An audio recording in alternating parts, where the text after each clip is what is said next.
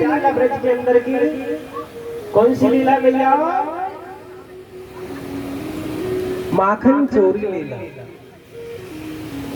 कौन सी लीला की कन्हैया ने? माखन चोरी लीला। ठाकुर जी गोपियों के घर में जाते थे और माखन चुरा करके खाते थे। अब यहाँ कौन कौन गोपी है, कौन कौन भक्त चाहता है भगवान हमारे घर में आए, माखन चुरा के खाए? माखन रखते हो? लॉक करके रखते हो फ्रीज में? अरे वो गोपियां भगवान को बुलाती थी कि भगवान तुम हमारे घर में आओ, माखन चोरी कर। क्यों बुलाती है? क्योंकि गोपियां भगवान से प्रेम करती हैं और हम जिससे प्रेम करते हैं हम उसे बिना देखे नहीं रह सकते। धीरे धीरे बजाने लगना जाए हाथन में।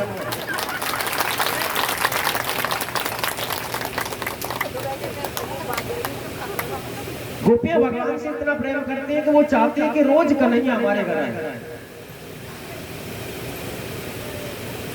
एक दिन सभी गोपियों ने इकट्ठा होकर के भगवान का दर्शन करना चाहा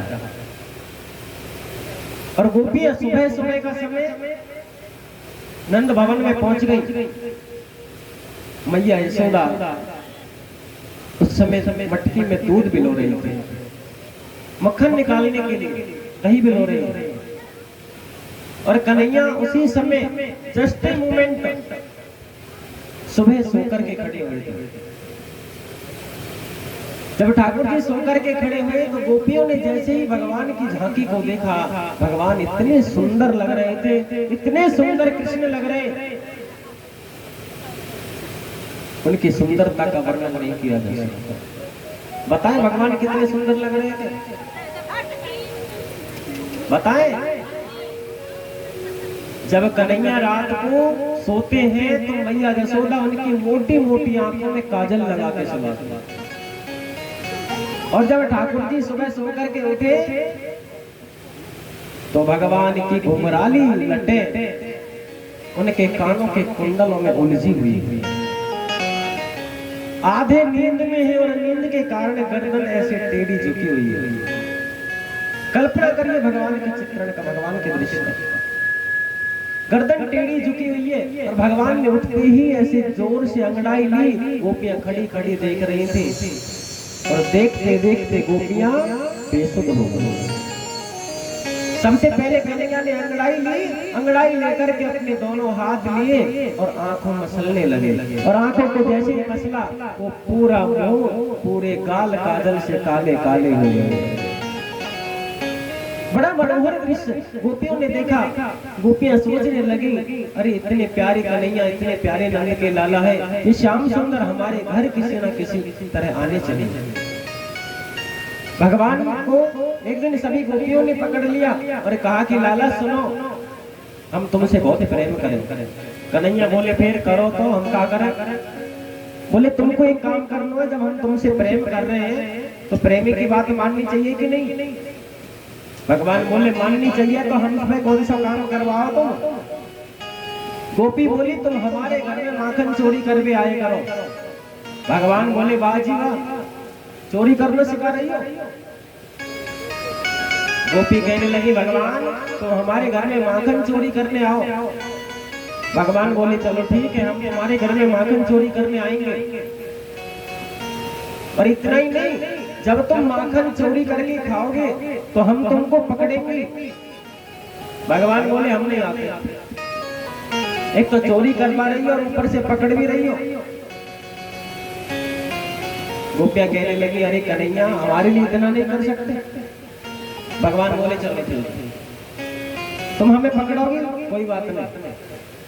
गोपियां बोली इतना ही नहीं, जब हमारी सासू पूछेगी कि कन्हैया तेने माखन चोरी करी तो तुम झूठ बोल देना कि मैंने माखन नहीं खाया। भगवान बोले हमारे बस की बात नहीं है झूठ बोलो, हम तो सच सच बता देंगे कि हाँ हमने माखन चुराया।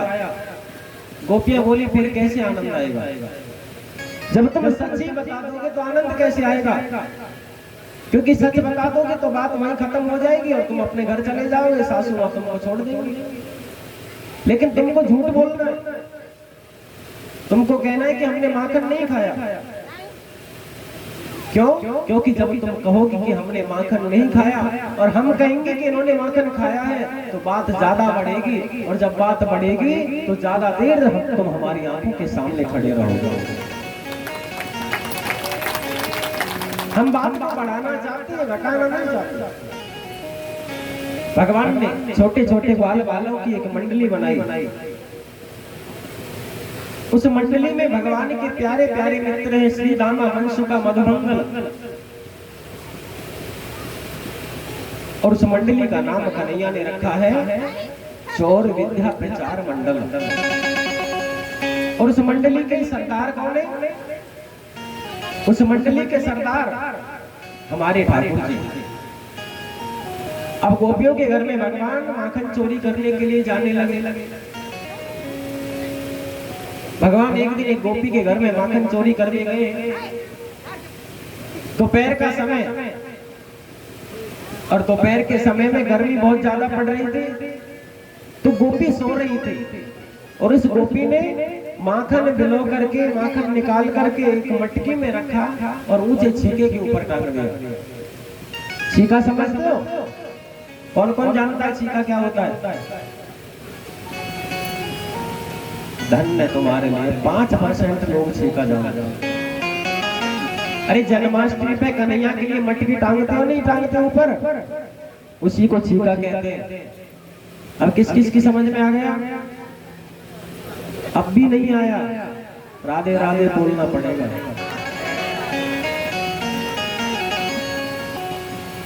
जब हम ठाकुर जी के लिए माखन की जो मटकी ऊपर टांगते हैं उसको छीका कहा जाता है। और आजकल तो जन्माष्टमी पे मैंने ऐसा देखा है कई जगह, सेल्फी अच्छी आई, फोटो अच्छी आई, इसके लिए उस मटकी में माखन की जगह रुई भर देते हैं और फिर कहते हैं कि हम कृष्ण से प्रेम करते हैं।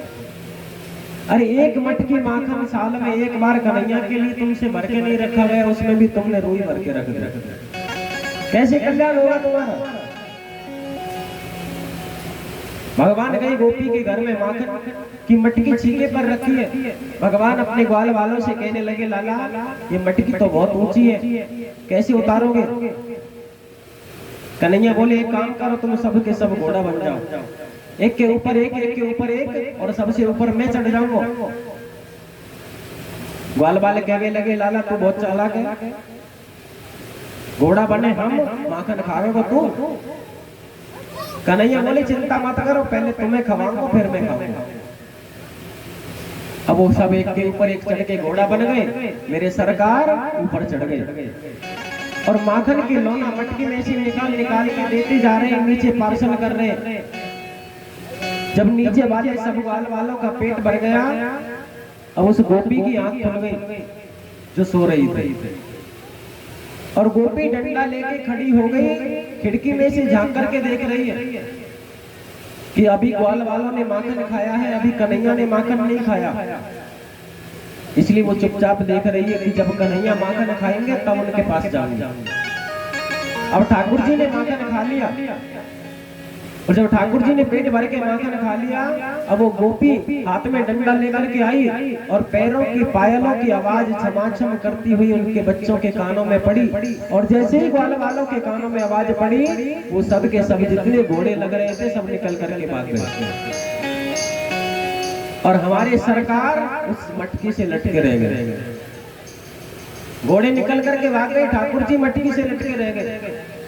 अब गोपी आई, गोपी कहने लगी, चोर जी क्या कर रहे हो?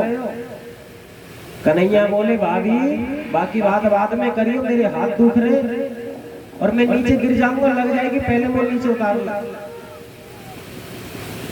अब वो गोपी भगवान कृष्ण को नीचे उतारने लगे, और नीचे उतारने के लिए जैसे ही गोपी ने भगवान की कमर को दोनों हाथों से पकड़ा, वो गोपी तो बेसुध हो गई, पता ही नहीं है कहाँ खड़ी है कहाँ नहीं खड़ी, कौन हाथ में, बस कमर को पकड़े पकड़े रह गई, सुध बुध भूल गई, बहुत देर हो गई। तो कन्हैया ने कहा, भाभी नीचे उतारेगी या पकड़ के खड़ी रहेगी? अब आप कल्पना करो, छोटे से भगवान श्री कृष्ण की कमर अगर तुम्हारे हाथ में आ जाए तो तुम क्या छोड़ोगे? बताओ, छोड़ दोगे? बड़ी आसानी तो छोड़ दोगे। तुम्हारी तो कह नहीं सकते, हमारे हाथ में आ जाए तो जब तक प्राण है तब तक तो छोड़ेंगे नहीं, पकड़े रखे। अरे कितनी भाग्यशाली रही होगी वो गोपियां, भगवान श्री कृष्ण की कमर को पकड़ करके जो नीचे उतार रही है। आज जिसकी एक झलक के लिए, मात्र एक हंसी के, एक मुस्कान के लिए हम तरसते रहते हैं कि कहीं उसकी एक झलक हमको देखने को मिल जाए, वो भाग्यशाली, कितनी भाग्यशाली है वो गोपियां जिनके घर कन्हैया माखन चुराने जाया करते। गोपी ने कन्हैया को नीचे उतारा और नीचे उतार करके ठाकुर जी को पकड़ लिया और कहने लगे कि आप तो मैया यशोदा से तेरी शिकायत करके आऊंगी, लाला तूने माखन चोरी करी। भगवान बोले, अरे गोपी देख, अगर तू कहे तो मैं तुमको बंसी बजा के सुना दूंगा, तू कहे तो तुमको नाच के दिखा दूंगा, पर मैया से मत कीजिए। मैया से कहेगी तो मैया बहुत पिटाई करेगी। गोपी नहीं मानी और भगवान की कलाई पकड़ करके 1.5 हाथ लंबा घूंघट लगाया और मैया यशोदा के पास ठाकुर जी को लेके जाने लगे। जब ठाकुर जी को लेके जा रही थी, भगवान ने देखा कि रास्ते में उस गोपी का देवर खड़ा हुआ था और भगवान ने उसके देवर को इशारे से बुलाया, बोला भैया यहाँ आओ। भगवान कहने लगे, देखो ये नई गोपी है और इसने ताजा ताजा माखन बनाया है और माखन खा के मेरे को अपने घर लेके जा रही है। सो मेरा तो पेट भर रहे हो, मेरे पेट में तो जगह है नहीं, अगर तुमको माखन खाना हो तो या के साथ चले जाए। अब वो भी ताजा ताजा माखन खाने के चक्कर में कहने लगे कि हाँ हम इनके साथ चले जाएंगे। भगवान ने गोपी से कही कि गोपी मेरे हाथ दुख रहे हो या हाथ छोड़ दे, दूसरे पकड़ ले। और जैसे ही गोपी को हाथ कन्हैया ने गोपी के हाथ में से हाथ छुड़ाया, अपने हाथ की जगह देवर को हाथ के हाथ में पकड़ा दिया और ठाकुर जी पतली गली से निकलकर सबसे पहले घर पहुंच गए। मैया की गोदी में बैठ गए जाके, बोले मैया माखन खिला दे, भूख लग रही है। अब मैया ठाकुर जी को माखन खवा रही है, वो गोपी अपने देवर के हाथ में पकड़ के मैया के महल के बाहर पहुंच गई और कह रही, अरे मैया यशोदा देख, आप तो तेरे कन्हैया को रंगे हाथ पकड़ के लाई हो, तेरे लाला ने मेरे घर में माखन चोरी करी। मैया कहने लगी, बहनी मेरो लाला नहीं होगो, ध्यान से देख ले, मेरो लाला मेरी गोदी में बैठे हो। गोपी बोली, नहीं मैया तेरा ही लाला है, मैं पकड़ के लाई। मैया बाहर निकल के आई और मैया ने देखो तो मैया ने सबसे पहले 2-3 थप्पड़ लाला के गाल पे लगा दिया और जब 2-3 थप्पड़ लगाए तो जो लाला मैया की तरफ मुंह करके खड़े हुआ को मुख बदल दिया गोपी की तरफ और कहने लगी, मैया की जान से देख, अब मेरो लाला है या तेरो लाला है। गोपी कहने लगी, हाय भगवान हमें गई, ये कैसे हो? मैया तेरी सौगंध है, जब मैं घर से चली तो तेरो लाला ही हो। अब पता नहीं मेरी सास को लाला मेरे हाथ में कहां से आ गया। तो भगवान ने माखन चोरी की ऐसी मधुर मधुर बहुत लीलाएं ब्रजमंडल के अंदर करी। समय का अभाव है, चिट्ठियां आ चुकी हैं, इसलिए कथा को जल्दी विश्राम की तरफ ले जाया जाएगा। गिरिराज पूजा में भी आज समय लगेगा। अब भगवान ने एक और बहुत अनोखी लीला ब्रजमंडल के अंदर की, बड़े ध्यान से सुनेंगे भक्त लोग।